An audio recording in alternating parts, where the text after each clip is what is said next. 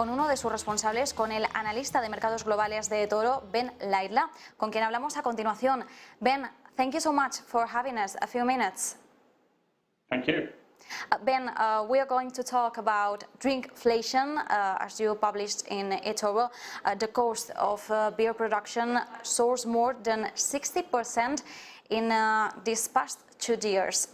This is according to your beer index. First of all, how is this index based? So we look at the production costs for beer. So it's basically malt, wheat, barley, rice that actually go to make the beer. It's aluminium, which goes to make the cans, and it's gasoline, which goes to harvest some of those products and to distribute the beer. You put all that together, the costs of making the beer are up 60% in the last 2 years. And on top of that, you've also got higher energy prices, and you've also got some of these supply chain issues that we're seeing. So it's really a perfect storm for beer producers right now, as it is for many other sectors of the economy. Mm-hmm. And Ben, which are the main consequences of this rise?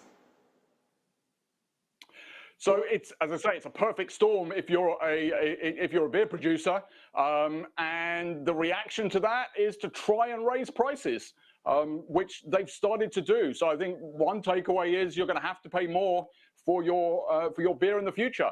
So Anheuser-Busch InBev, which is the biggest brewer in the world, has increased prices by 8% in the last year.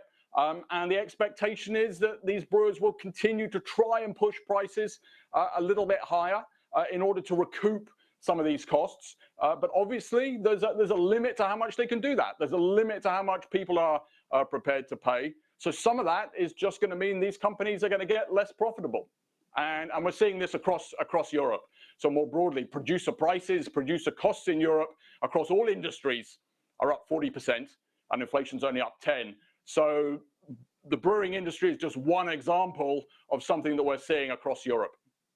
Of course, there are limits, as you say, and we are seeing how most producers are sinking in this context, in this scenario. In fact, we've known today that the Belgian brewer of Delirium Tremens is facing a real risk of halting production for the first time in more than a century, as Europe's energy crisis creates these unexpected ripple effects across the region. This is one producer, but we can expect this scenario in other main producers in Europe, and we understand in the rest of the world. I think you're going to continue to see these sort of supply disruptions.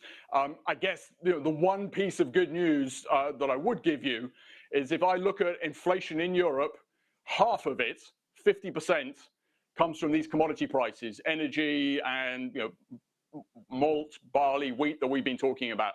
Those prices can fall as quickly as they can rise. And just in the last 2 weeks, we've seen natural gas prices, which we talk a lot about, fall by nearly 50%. So the hope is that these commodity prices can begin to cool down and give a little bit of relief to some of these producers across Europe.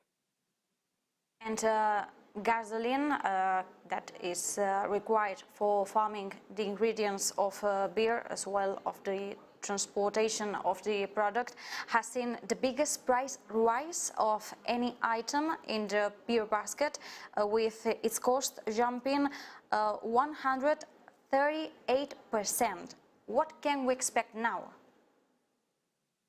Well, I hope that you can see some small decreases. If I look at Brent oil prices, they peaked at about $120 a barrel. Now they're about $95 a barrel, so they have come down a lot.